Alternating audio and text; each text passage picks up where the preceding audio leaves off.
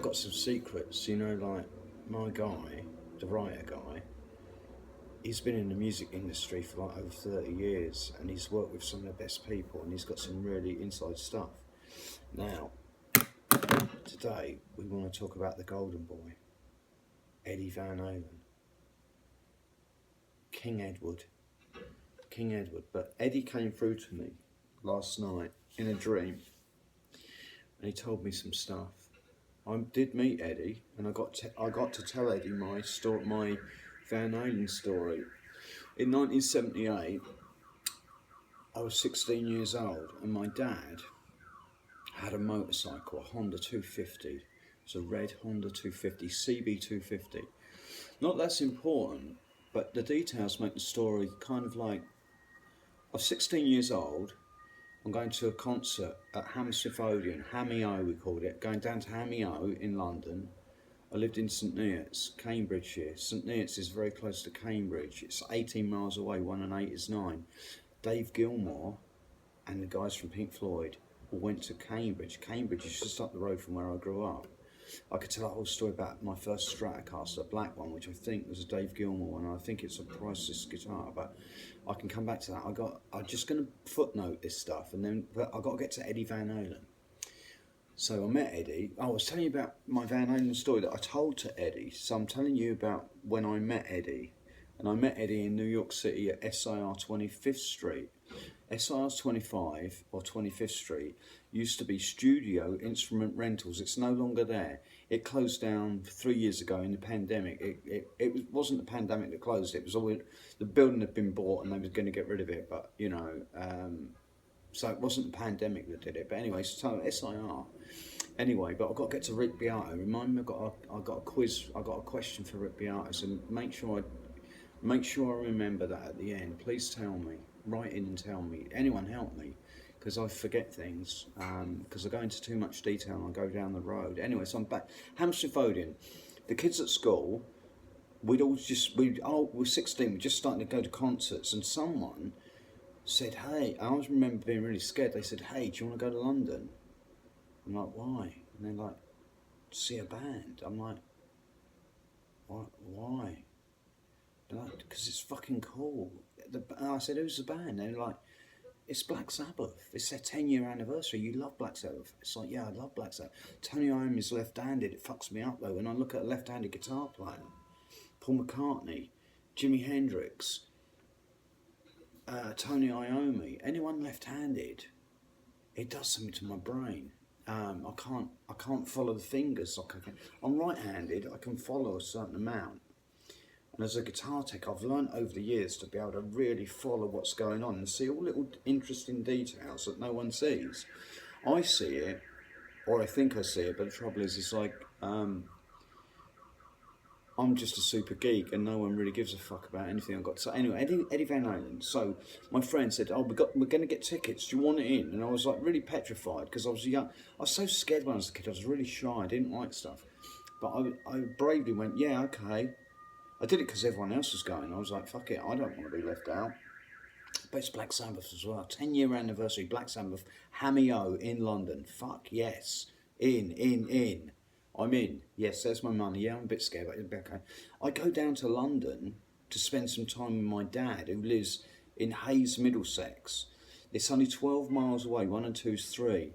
12 miles away from Chiswick.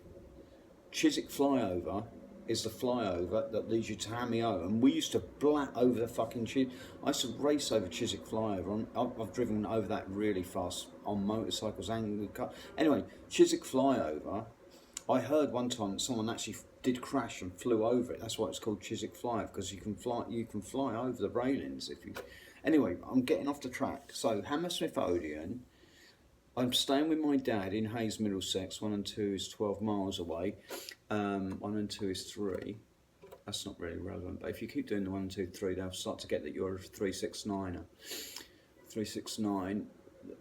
Anyway, so don't get too into it because you've got to get to Rick Beato. You've got to ask him a question. It's important, but you've got to do the Eddie Van Halen thing. First of all, you've got to say about the gig that you told Ed. Yes, Ed. So it was 1978, and you guys were playing at Hammersmith. No, I didn't tell him the way it was, we went to Hammersmith Odeon, 10-year anniversary of Black Sabbath, fucking amazing. At the last minute, the announcer at the Odeon comes out on stage with a microphone, and he says, and I quote, because I can remember it verbatim, he said, "Ladies and gentlemen, I'm afraid that the band in the programme, advertised in the programme, a band called Trickster, they've had to pull out at the last minute." And I thought, pulling out, you know, ejaculation. I thought all sorts, like, what would you pull out? Just stay in there. And it's like, no, I can't do this. This is terrible.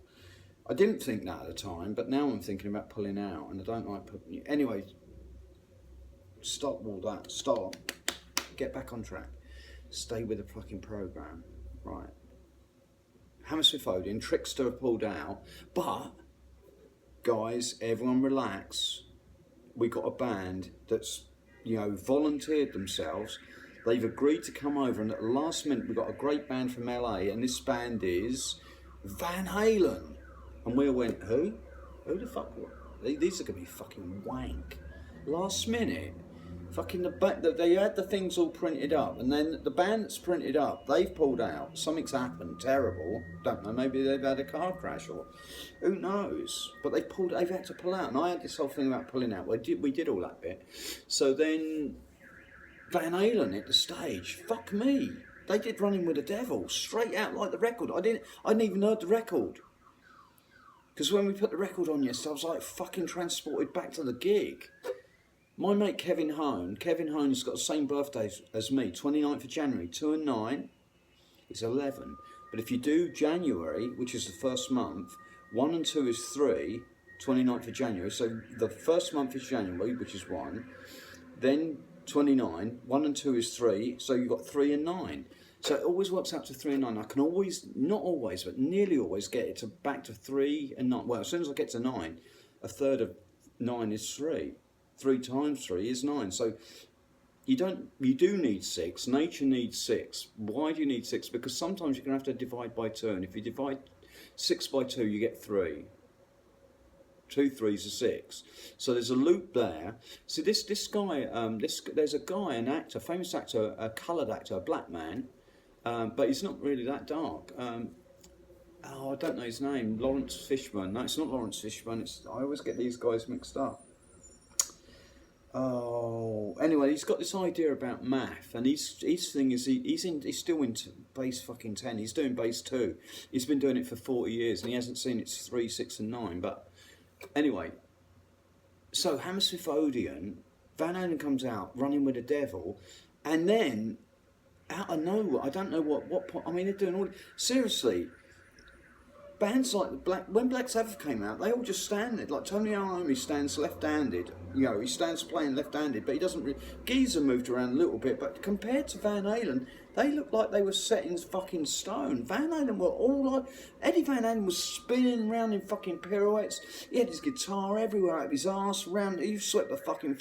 He did everything with it. He's fucking amazing. I mean, and not only that, he did Eruption.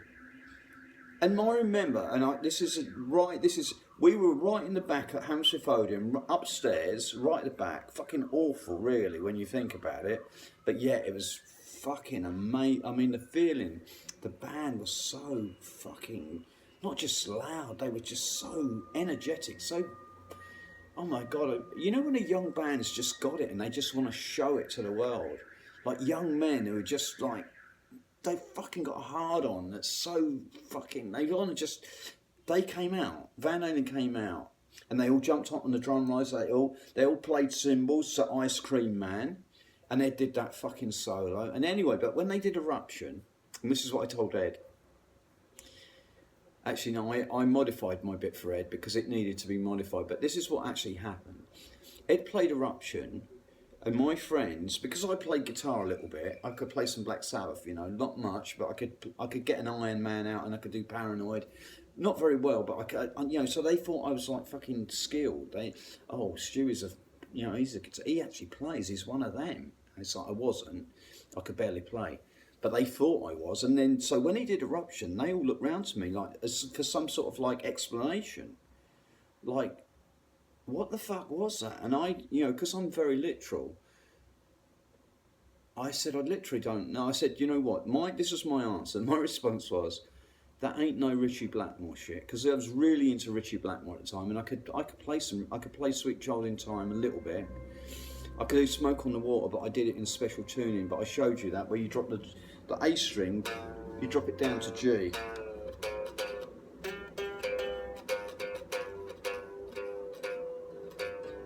See, this is what I want to ask Rick Beato. Rick, you know when you do slash chords and like you always say, oh, I'm playing C over D flat. Like you do it on the piano, so you've got two triads on the piano. I kind of understand that. But can I do the same thing? Like if I've got the A string as my root, as my basis of everything, but I've tuned it to G. Now if I play G and the open strings, is that G over G? And is it G octave over G? Is that F over G? Is that also F over G, but is that one in the third inversion? So that would be F third inversion over G. And that would be E over G.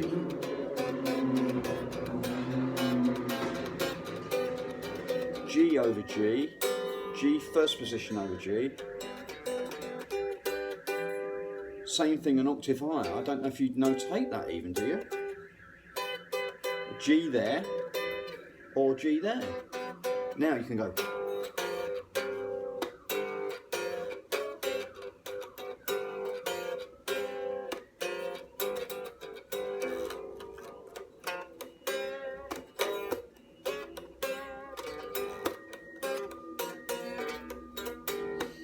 God, if only I could play, I'd be fucking great. I mean, so Smoke on the Water should be played like that as far as I'm concerned. Ritchie Blackmore can do no wrong.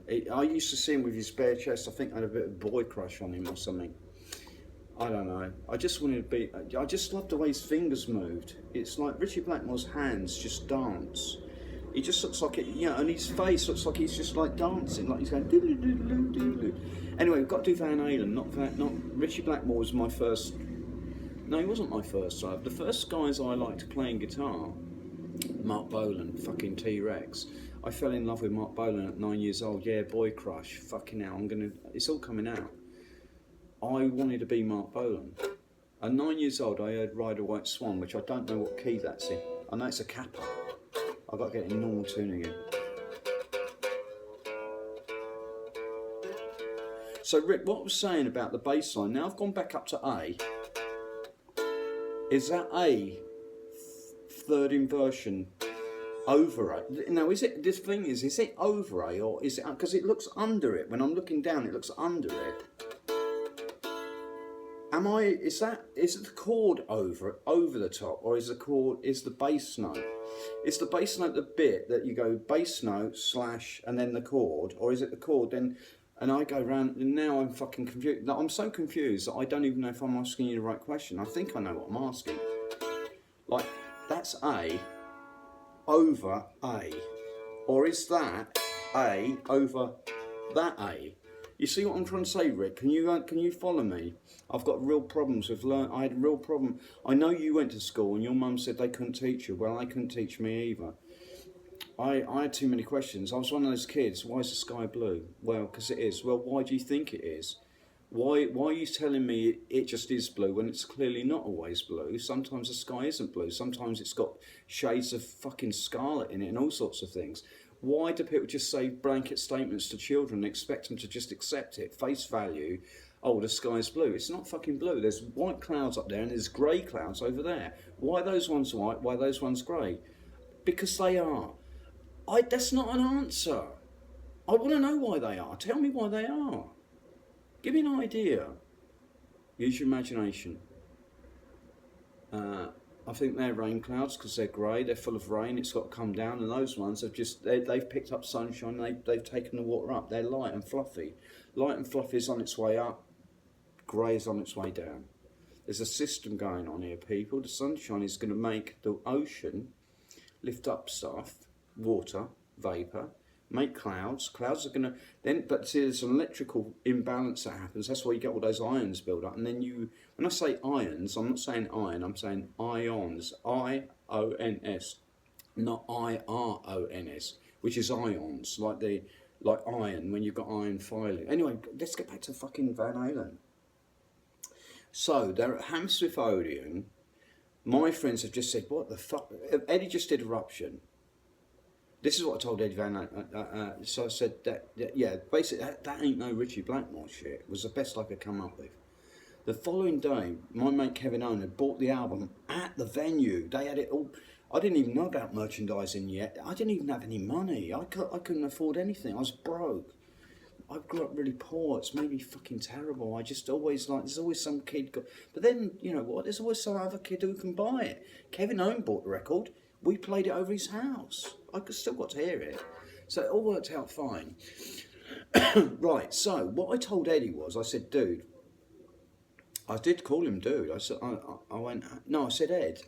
Ed, this is how I met Ed. Right. I was at SIR 25. Van Halen were rehearsing at SIR. They never rehearsed in New York because they're an LA band. Why would they rehearse in LA? But they were doing the Cafe Noir. Remember when Cafe Noir was a thing? Van Halen were going to do the Cafe Noir gig. Right. They were in New York for that one because Dave Lee Roth, I think, has got family. I think his uncle owns Cafe Noir or something.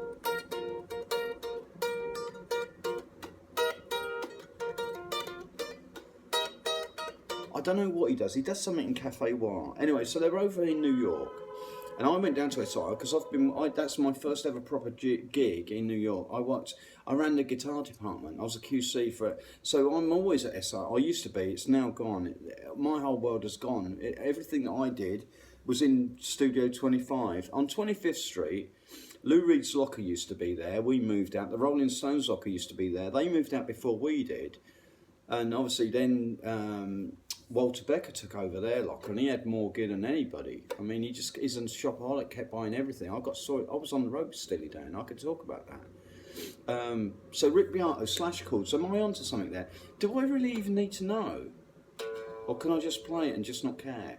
See, the problem is when you're trying to tell someone else what you're doing. Now, I can't convey music to people. I don't read dots and dashes, but.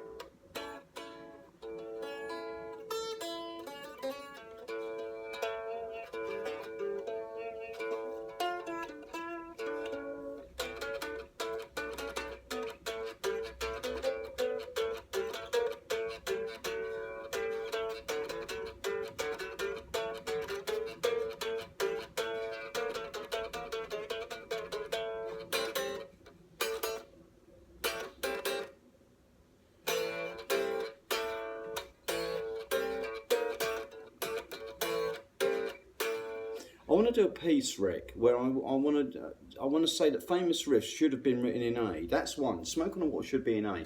And Hot for Teacher is Smoke on the Water. I can't do it, but you can hear it. It's like...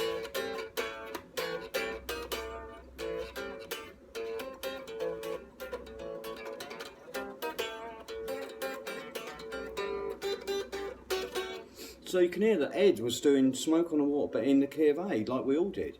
I didn't put the fucking needle on the record. Here's the thing, I couldn't do the record thing because everyone said slow it down, but 33 1/3, if you slow it down, 16 isn't half. So it was never in tune. So I got so fucked off with turning it down, tuning to like an out of tune guitar that's at half speed, that went something like...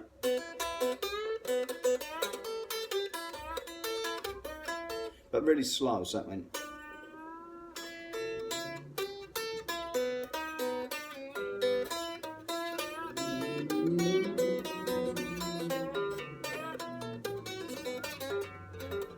Anyway, I never did learn Eruption because it was out of tune to me, and I thought, fuck it. He's already done it. Why do I need to... He's already done it. Let him have it. I didn't want to be Eddie Van Halen anyway. I wanted to be Paul Kossoff.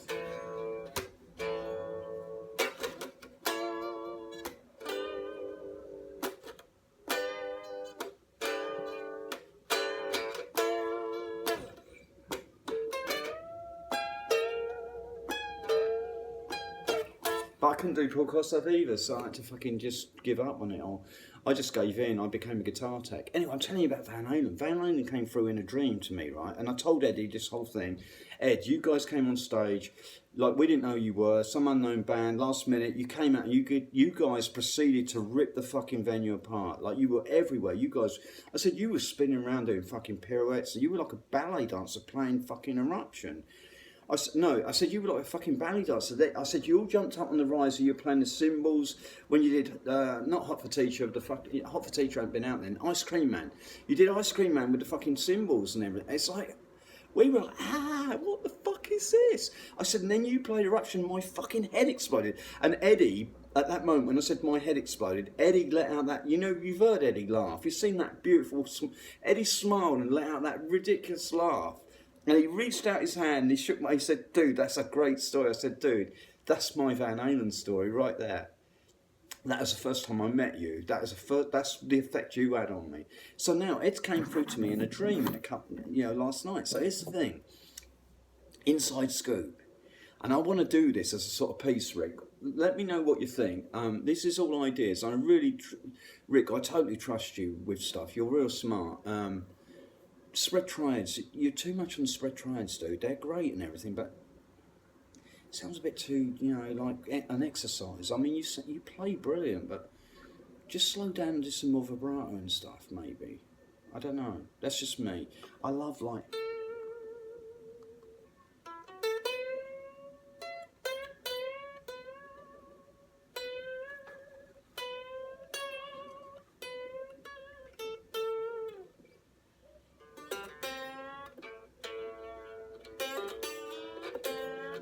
See, that's the problem. I don't actually get any. I don't play any guitar because I play too slow. No one wants a slow guitar player these days.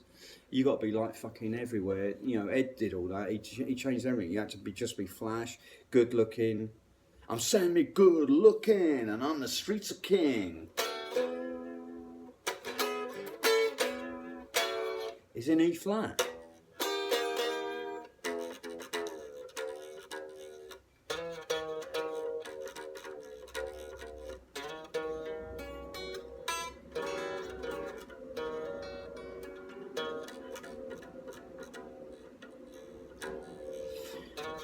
And you'll know, Rick,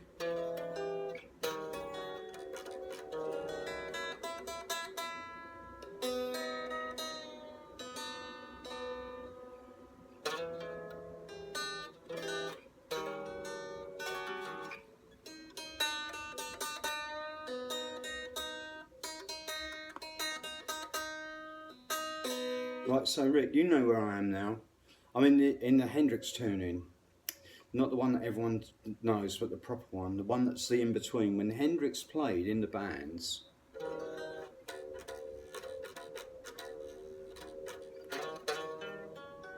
if I could get this fucker in tune.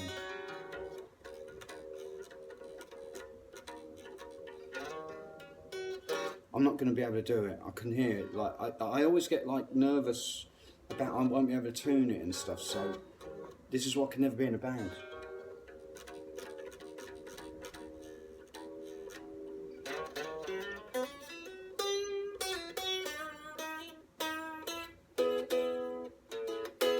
But I'm no longer in E, am I?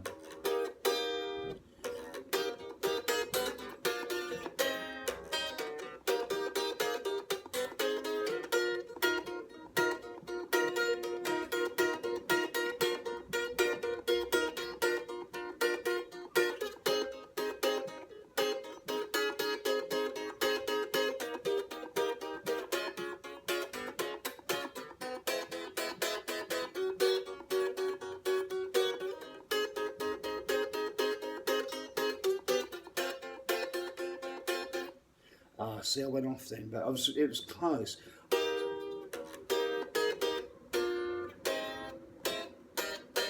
Because what the thing is, what that does for you, and this is what people don't know, Hendrix, when you play in a pub band and you play in pubs, like Hendrix did clubs all the time, if you're playing with guitar players, they're going to want the key of A. But if and D,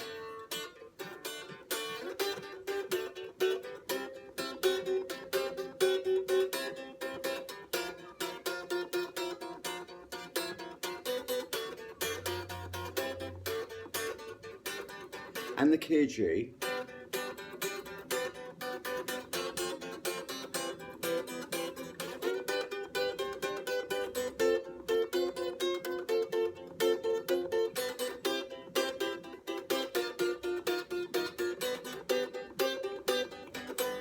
And that gives you open, then you can do all the key frictions open, so just don't hit the A string.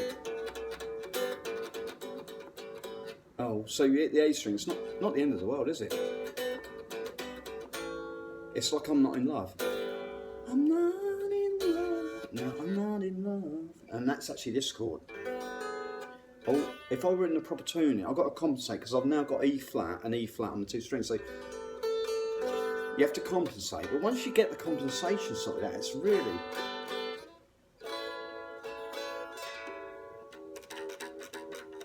Right, so here's a trick. So you can do all those keys, but the horn players, they want to be in E flat and B flat.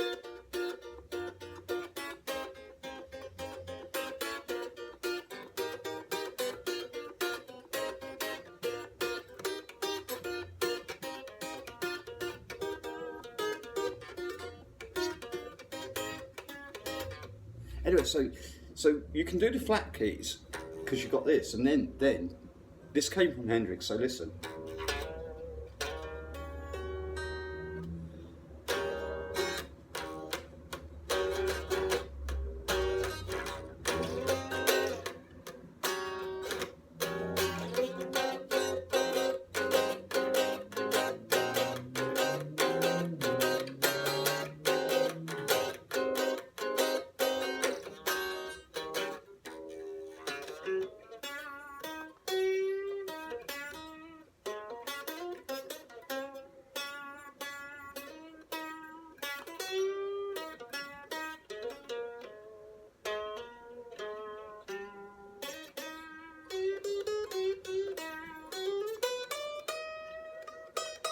I've got to always remember that string's not where I want, or I can put it back in tune. But anyway, I want to tell you something first, and then I've got to get to the Van Halen snippet.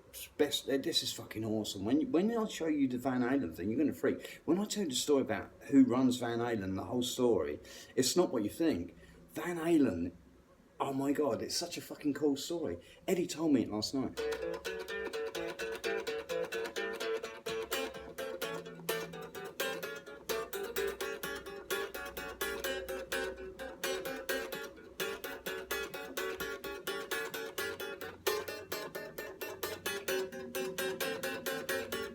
Jimmy Page.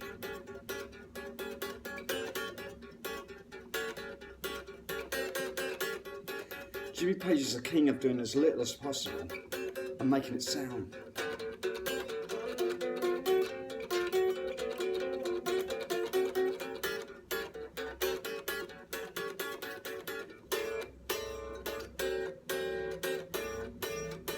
He doesn't even do that, look.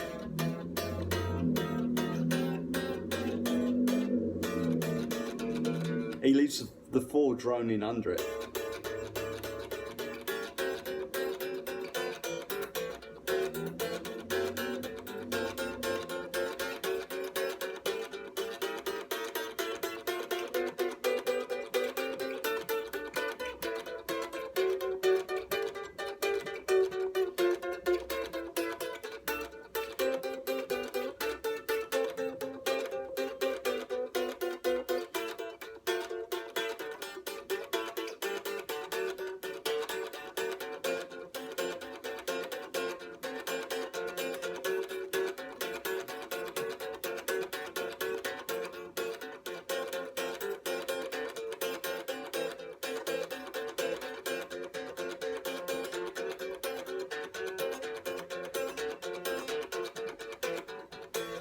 Anyway, so you can tell I just get carried away a little bit and I can't really play anything. Not very well anyway, but what I've learnt, Rick, is that I don't really care anymore. When I say I don't care, I've given up trying to be Van Halen. I never tried to be, I didn't even start trying to be Van Halen. I just knew that Eddie was brilliant. And I guess I was jealous. I wanted to be like Eddie. I wanted to be... Do you know what I think is the most important thing? And your mate, Rick Beato, Tim Pierce, is a prime example of this. And guitar players should take note of this. How happy is a person when they play an instrument? You never see anyone happier than Van Halen. You never see anyone happier than Hendrix. Hendrix can sometimes be soulful because he's writing Machine Gun. He's writing about some bad things, about war and stuff. But Jimmy loves playing. Eddie's more fun, but he loves playing. Pat Metheny loves playing. Pat Martino loves playing, but Pat Martino's a very, very interesting cat, and I can do a lot on him, Rick. Rick, I know all about the fucking the diminished and the augmented. The augmented, you flatten any one of 3 notes. There's only 3 notes in an augmented triad, and it's a triangle in the circle of fifths. It resides. E is at 4 o'clock, G sharp is at 8 o'clock, and at the top is C. And any way you go around, well, actually no, it's very important. This is the thing with Beato that most people don't know. The way you go around, everything major goes clockwise. What do you mean by that, Stu? Well, anything that's got an interval, a major third, think about it. C to E is a major third. Well, what's C to E flat? E flat is on the other side. It's a minor. But you go, yeah, but what about the perfect 4th and 5th? Well, it's already been determined before that. You don't have to say the perfect 4th and 5th comes from something other than the circle of fifths. Why then, pray tell, do they call it the perfect? Because listen, G is going clockwise, therefore it's a major, the 5th is considered major, the 4th is considered minor. The 4th is travelling anti-clockwise, and that's why you have stacked 4ths, and then why they're so powerful. Now, Rick, I'm going to have to put this in tune just to show you what I'm talking about. I've gone too fucking high now. You're too high.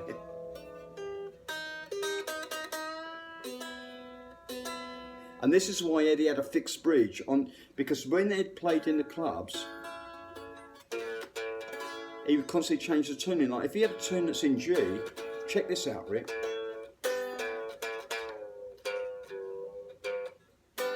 All that shit that I just did in A, like if I did it in A, like this. Let's do it properly.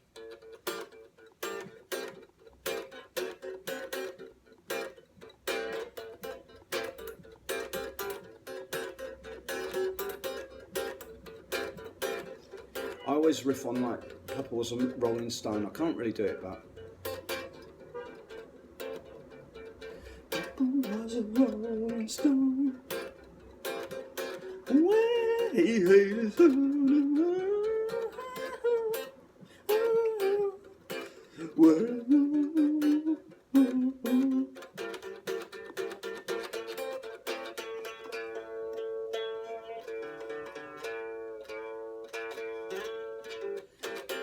Anyway, so just think Papa is a Rolling Stone. Now I'm going to do it in G, watch. So if someone's goes, yeah, I want to do it, but I want to do it in G. You know what we did in the old days? Do you know what we did? Simple as that. Now you've got a different bass line, haven't you? The bass line, everyone works, not everyone, but some people work from the E string. Because both of these are the same. Lou Reed did this.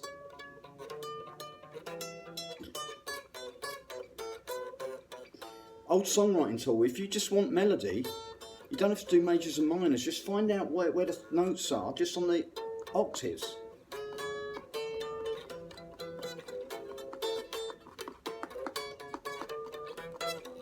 Whatever, anyway, that's a bad thing. I haven't really worked this out. I'm really fucking trying to get so much information. I want to do the not the Pan Ultimate, but the absolute ultimate guitar lesson where people learn to play in G, right? Do you remember what I just did? That's Papa's a Rolling Stone shit. I'm not in yet.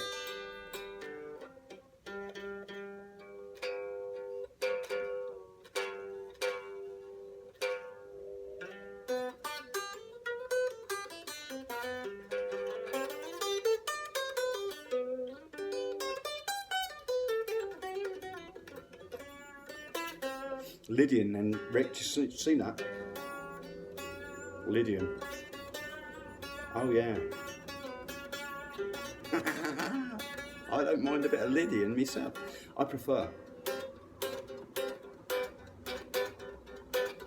In the 70s, we did sus4 a lot.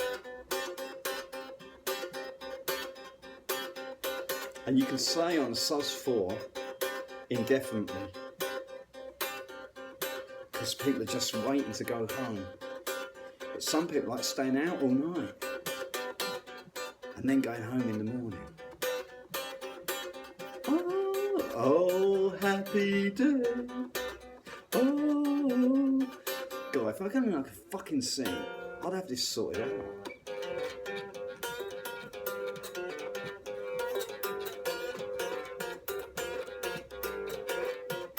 I'm meant to be doing Papa as a fucking Rolling Stone. That's not fucking Papa as a Rolling Stone. Rick will be angry at me now.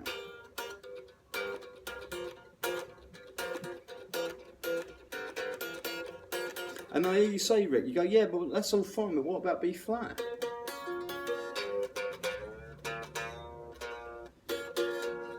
Everything's covered, my love. Listen.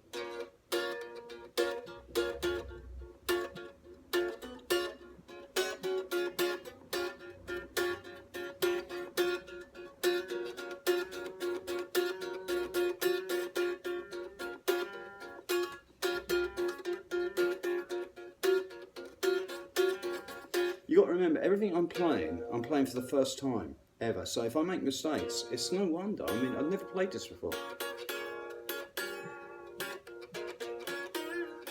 And you're like, well, you played it yesterday. And I'm like, yeah, but I played it differently yesterday, didn't I? I played it with a pick. I did it like this. Remember when I did it with a pick? Rick wasn't here yesterday. You're telling him for the first time. You presume that Rick B-EAto knows all about you and he knows all your stuff because you've watched all these videos. Oh, I've got to do it with a pick now, but in B flat. Fucking hell.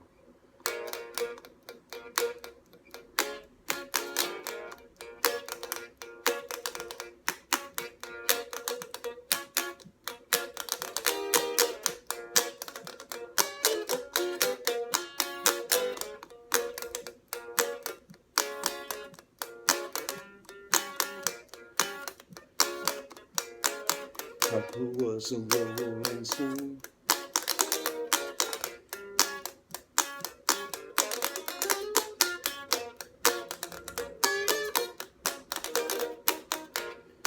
Oh, Rick, did I tell you I work with Noel Rodgers? You have no idea how fucking great Noel Rodgers is playing rhythm, man. See, I think I like Noel Rodgers equally as much as Eddie Van Halen, but Noel Rodgers got the girls dancing, and when I was a young man, Rick, was it the same for you? Did you suddenly just become like a total rock geek, guitar player? Or did you cross the lines? I went disco, man. I fucking love disco.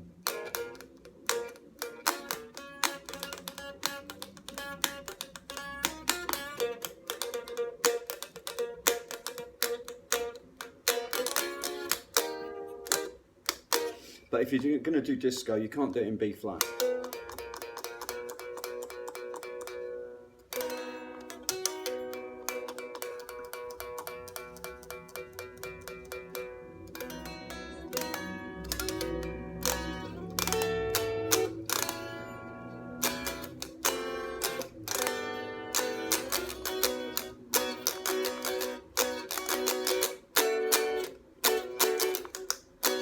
This is a good key to do like Genesis types. As soon as you do 9 chords and you do that, your Genesis do this all the time.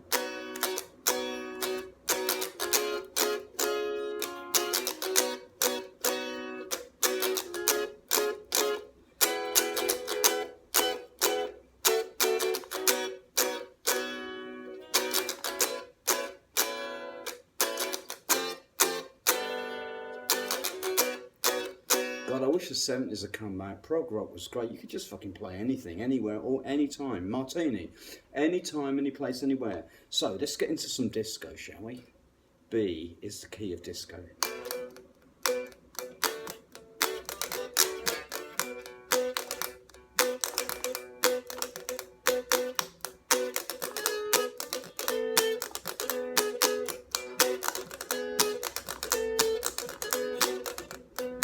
Facts are simple and facts are bad. Facts are making the best of them. Facts are good and facts are great. And facts are making the best.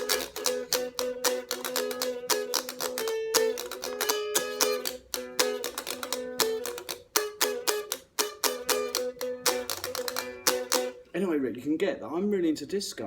I love funk. And I love rock music. And it's like... And I can't tune guitars. And I'm a guitar tech and I'm going deaf.